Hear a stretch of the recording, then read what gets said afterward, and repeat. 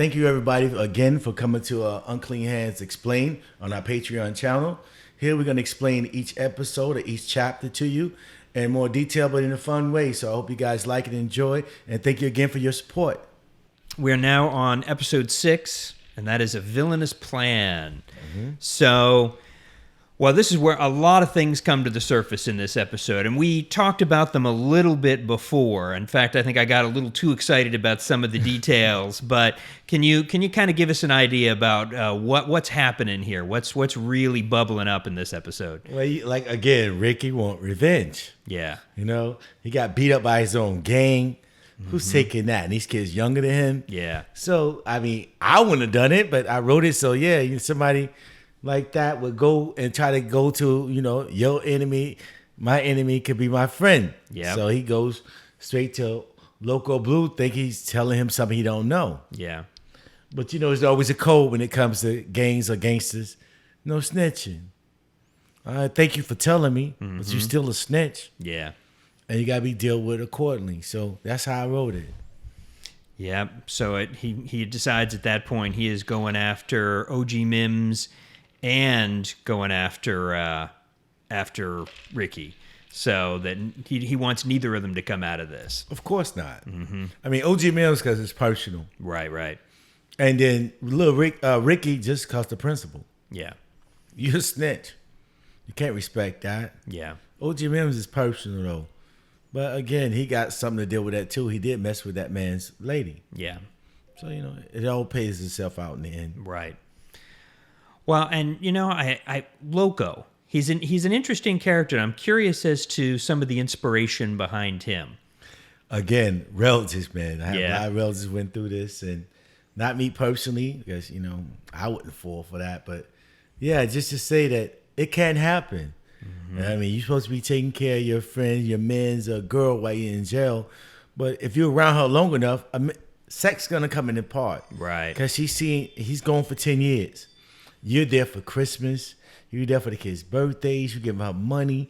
She feel like, in a way, she's going to kind of owe you. Right. And she's going to feel a certain way towards you. You're going to give her a relationship. And that just happens like that. Yeah. And that happens a lot, be honest with you. Basically, I never understood how guys think they can go to jail for a long period of time and the girl's supposed to go to jail with them. Right. When it doesn't make sense to me, because if she go to jail, you're not worried about her. Yeah. You might send her something, but you're not going to hold your life for them. So I wrote that in the book to let you know that, honestly, that's what really happens. If you're doing 10 years, she's not going to do 10-year bid with you. She still have to take care of the kids. She still have to pay the bills. Yeah. Somebody else going to fill your void. Same thing with this drug thing here. Well, another drug game, leave, drugs up, somebody going to fill that void. Same thing in jail. You go to jail for 10 years, she got to be taken care of. Somebody else going to do it, so don't get upset with her. Yeah. You're not there to take care. She didn't make you go to jail.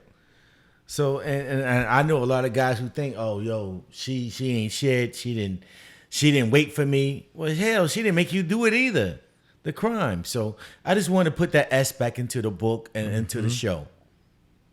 And that kind of connects back to what the Reverend was saying about, none of these girls asked to be single mothers, or it's not what they were dreaming about. And so, not only are they mothers, but, they're women. They have a whole life they want to live. They have needs and wants and things. And so that it shows how that plays out here. I just want to show you it's two hands, two sides to every story.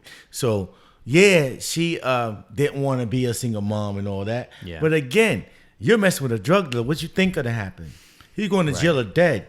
So either be small enough to save the money when he's giving you just blowing it, what most women do. Yeah. Oh, I'm buying Gucci bags and all that. Save that money because he ain't gonna be around a lot. Right. Then when he go to jail, guess what? He need that money back to take care of him. So again, it's about choices. Yeah. About choices. You chose that fast life and wanted easy money with him. But that what comes with it, being a single mom. I wanted people to know Didi wasn't innocent. Yeah. Because most times you always blame the guys. Mm-hmm. I want everybody to know that, hey, Didi has something to do with this too. Yeah. You know what I mean? And the thing is, if she would have been loyal like she's supposed to, none of this would have happened. Right. At least those guys would still been cool. So, yeah. I mean, because that happens a lot. You know what I'm saying? Most things guys argue over or fall out over is women. Yeah. Yeah, and this really, it not only puts a rift between them, but it puts them in each other's crosshairs. Oh yeah, because when OG Mims came home, his number one priority is them two. Yeah. Wouldn't you? Mm-hmm. Somebody, you could be my friend, you knock up my woman, have kids by her, and you think I'm just gonna let that slide? You can't. Yeah. You can't. Yeah. Well, and then, of course, we've talked about Ricky going to tell, but talk a little bit more about when Ricky goes to talk to Loco, and Loco's walking the dogs. What is there's kind of a power move there, like the way that he's walking with these dogs, and Ricky is terrified of this whole scene of these dogs. Like you just feel it in him how afraid he is. You caught that. Yeah. So I try to make an atmosphere that, first of all, you're in enemy territory. Mm-hmm. Shouldn't be over there. You got all this red on, everybody in blue. I saw this when I was in Chicago. Had no idea games was like that when I was in the 90s. I had a red Jetta, and everybody kept calling me Blood. And I'm like, yo, what are you talking about? And then they heard my accent and realized I wasn't from there. Yeah. And told me to get rid of the car. So I did. Yeah. Same thing here. You're not from that neighborhood. You shouldn't be over there. And plus, you're going to go snitch to the guy who runs it. Yeah, I want to have a powerful scene. And there be an animation more. Yeah, he's walking those mean pit bulls with chains on her that can destroy you at any time.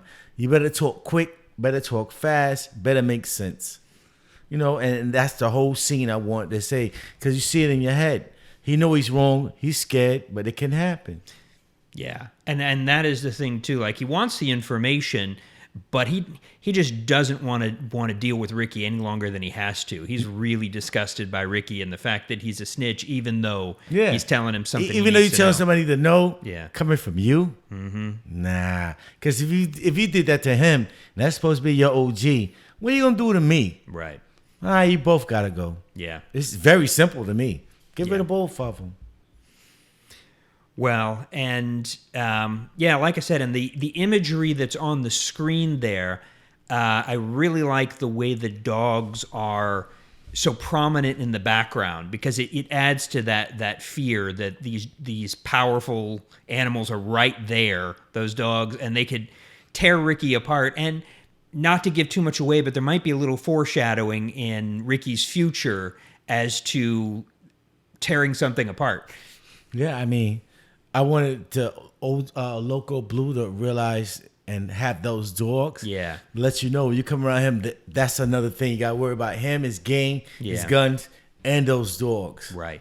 This is another thing. You ever see the John Wick movie, John Wick 3, with Halle Berry had the dogs? Yeah. I love that part. And when I wrote this, I'm like, yo, those dogs is tearing people up. She was shooting. I'm like, dogs mean something. I mean, I'm not scared of dogs, but still, if they got dogs barking like that, kill the dogs first.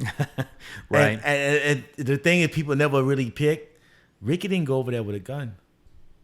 That's true. It's true. He went over there. Which was the dumbest thing, but I wanted to see if somebody caught it, and people did catch it. Actually, reviewing the Amazon and Barnes and Noble, they really did catch it. Like, why he didn't go with a gun? Yeah. I'm like, read later. And then same person emailed back. I'm like, you didn't finish the book. They didn't read like certain parts, and they were like, oh, I get it now. I get it now. Yeah, you don't want to go over there being a threat. Because if you brought a gun over there, they'd have killed them from the word go. Well, that's the thing, is the minute they see that, because he came cowering, and so was... Yeah, head down. Yeah. If it's a dog, he was wagging his tail. Right. You know what I mean? Right. All right. Well, thank you again for the details for this week's episode, and we'll talk again next week. All right. Thank you guys again on my Patreon supporters, and we're going to go to chapter 7 next. I hope you guys love it. Once again, we're just giving you guys more explained details, and want to make sure you guys get it first. Thank you guys for your support.